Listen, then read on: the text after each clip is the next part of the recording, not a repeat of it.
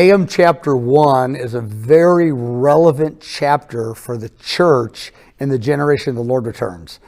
I believe that it's one of the clearest statements about God's personality and God's power related to his end time judgments.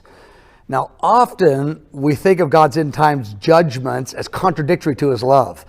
But in Nahum chapter 1, Nahum lays out what God's character is like, how jealous he is for the good of his people, for the glory of the Father, but how earnest he is about confronting everything that hinders love. Of course, that's the essence of his judgments. Then he gives 4 different principles of judgment, one of them being that God is slow to give judgments. Well, he gives 4 of them. I'm not going to go through them.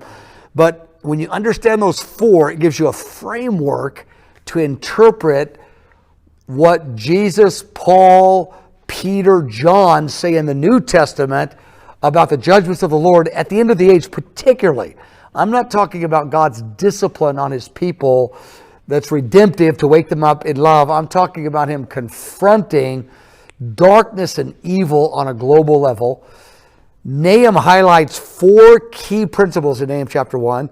Then he gives 5 categories of how God's going to manifest his power in ways that are like even the book of Exodus, like in Moses and the 10 plagues and dividing the Red Sea.